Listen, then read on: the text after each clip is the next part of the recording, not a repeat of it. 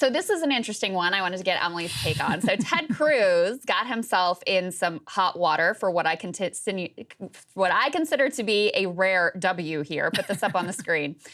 He tweeted out about this anti-gay Uganda law that is incredibly, just brutally punitive. He says, this Uganda law is horrific and wrong. Any law criminalizing homosexuality or imposing the death penalty for aggravated homosexuality is grotesque and an abomination. All civilized nations should join together in condemning this human rights abuse, #LGBTQ. He took a lot of heat over this from, fellow conservatives and from some of his base. But he stuck to his guns. Put this up on the screen. This is from Mediaite. They say Ted Cruz doubles down on condemnation of barbaric Ugandan law, criminalizing homosexuality after being compared to Bud Light. On Memorial Day, they say that he quote tweeted that New York Times article with the tweet that I read to you before. One of Cruz's harshest critics was Jenna Ellis, who they described, I think accurately, as the disgraced attorney who assisted Trump in his attempt to overturn the results of the 2020 presidential election. She says, you can condemn a law that imposes the death penalty for homosexuality without being pro or LGBTQ. Like Bud Light, you should have just said nothing, not this. She continued, for the commenters, I stand with Uganda on this because the definition of aggravated homosexuality subject to the death penalty is raping children. Why would Cruz be against this anyway? He replies, Jenna, not sure why you're defending this barbaric law. It imposes life imprisonment for consenting adults who engage in gay sex. That is insane. That's ridiculous. I may not agree with their choices, but consenting adults should not go to jail for what they do in their own bedrooms. One thing that, this brought to mind for me, Ted Cruz is no hero of the gay community. He still opposes the Obergefell decision, which made gay marriage legal. He's still opposed to gay marriage. He thinks that decision was wrongly decided. So this is not some Pride Month gay ally or champion. He is a gay icon now. But now he is, apparently. But it demonstrated to me, Emily, and I wanted to get your thoughts on this, on how much the landscape has shifted within the Republican Party. Because you'll recall back in 2016, Trump ran and he was okay with gay marriage. Mm-hmm. And they actually didn't just push that under the rug. They actually sort of celebrated. I remember doing segments with some of his surrogates who'd be like, this is the most pro-gay president ever elected. He's the first, and this is technically true, the first president to run for the first time supporting gay marriage. Because when Obama ran, he was against gay marriage. So they sort of celebrated that. I even saw someone passing around, I'm not 100% sure whether this was real or not, but Make America Great Again hats that were like rainbow colors to celebrate, Pride. And now, if you even come out against a law that is just insanely, horrifically barbaric, you get a huge pile-on from the Republican base.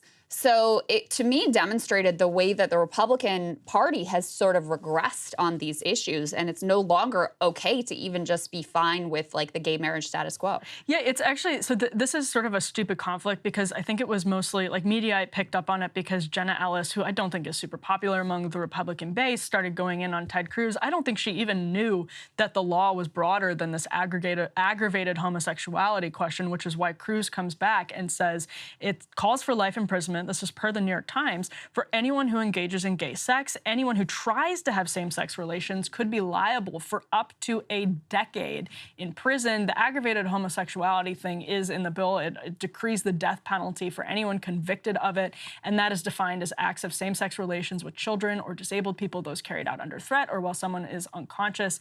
And the offense of attempted aggravated homosexuality, that is a hell of a law, carries a sentence of up to 14 years. They went back and added language to make it clear that anyone suspected of being a homosexual would not be punished unless they engaged in same-sex relations, the New York Times continued.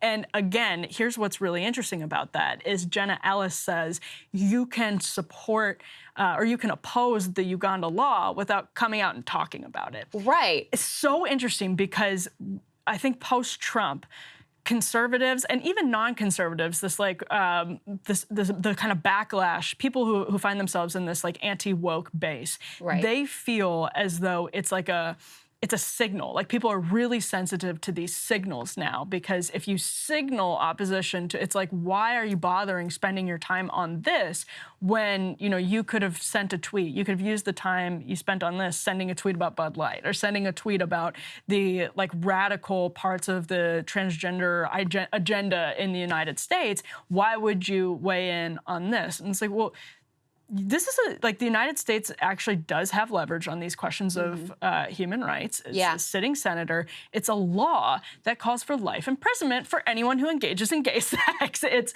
a serious thing. And so for Jenna Ellis, I think, to kind of reflexively, where she didn't even seem to know the contours of the law, kick back, I think speaks to how visceral this stuff has gotten for Republicans, where you, and for conservatives, where you are like, just to see somebody weigh in and use the hashtag LGBTQ feels like a betrayal, because they're so sensitive now to being betrayed. Doesn't make it right as an explanation whatsoever, but I think people should be aware this is going to be a driving influence in our politics. It's why I think the boycotts of Target and Bud Light have worked, because you know, Bud Light was about like one dumb influencer can, and what the marketing executive had said on like Zoom calls and all of that stuff. It feels like a betrayal of people who always thought Bud Light was like, you know, something that you could drink in middle America, be fine with, and they didn't hate you. But as soon as, you know, you just have one little signal, it's just really visceral now. Well, they're going after Chick-fil-A for having a diversity and inclusion officer.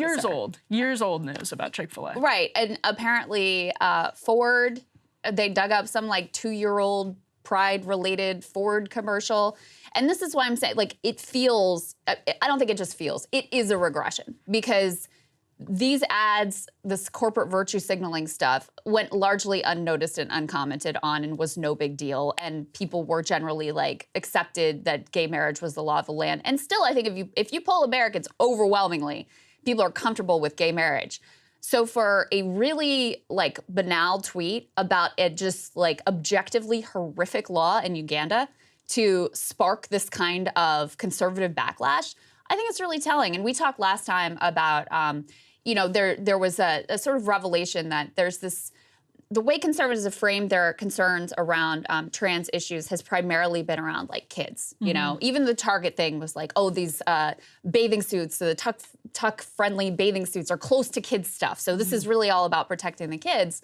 But when you see this kind of backlash to even just like people being gay and living their lives and being okay with that, you can see it has gone much further than wherever the original locus of concern ultimately was. And I think it ties in also with the abortion conversation, because there's also more sensitivity now to, with Roe being overturned, to rights that have been sort of taken for granted being taken away. And Roe explicitly, in some of the language of the decision, that Dobbs decision, opened the door for, hey, maybe we should take another look at Obergefell. Maybe some of these things that were decided should be rolled back. And Ted Cruz was on the side of, yes, they should be. But I think you're talking about, you know, conservatives feel more sensitive about these things. It feels like a betrayal. I think for a lot of not just like Democrats or liberals or just like normal Americans, the specter of things that we took for granted may regress, may roll back. I think that feels very visceral, and there's a real heightened sensitivity to that as well. I think it's pushing a button that's going to be critical. That's going to be like a fault line. Saagar's been really smart in, I think, outlining the kind of barstool conservative faction of Republican voters. And when I was doing reporting out in Loudoun County, talking to parents that were part of the like Yunkin Revolution in Virginia, it's very funny to think of that guy as a revolutionary. Right? Like Mr. Patagonia Vest, private equity, Carlyle Group, just a real revolutionary. That's right, but radical. A lot of those folks never voted Republican, didn't usually vote, definitely would fall into like, I don't know, maybe the barstool conservative camp, like people who were brought over because of the excess of some of these cultural issues. That means they're going to be in tension with the sort of moral crusaders, the real conservative moral crusaders that they have made, you know, an alliance with at the moment to sort of get Glenn Youngkin elected, or maybe even to get Ron DeSantis elected. But when push comes to shove, specifically that question ban of like same-sex marriage is going to be a huge dividing point. Abortion, same-sex marriage, those are going to be huge dividing points ultimately, I think, if Republicans keep winning elections like Youngkin and DeSantis, because that is a very bitter dividing line between those two camps. And I think, I mean, I mostly just saw Jenna Ellis weigh in on this. I don't know that I saw other people pile on Ted Cruz, although I think people were like I saw a lot in the comments. I saw a lot in the comments. And that's interesting because I think it speaks to it being visceral, like, and that might not be productive politically for Republicans to like start boycotting Chick-fil-A and to pile on Ted Cruz and all of this stuff. I mean, people were even going after the show The Chosen, which is hugely popular. Christian sort of brings to life in the sort of prestige TV model the story of the Gospels, and is by the son of the guy who did Left Behind and all of that. It really, like, people going after that because I think like reportedly somebody had a pride flag on set, and it just speaks to like people do not.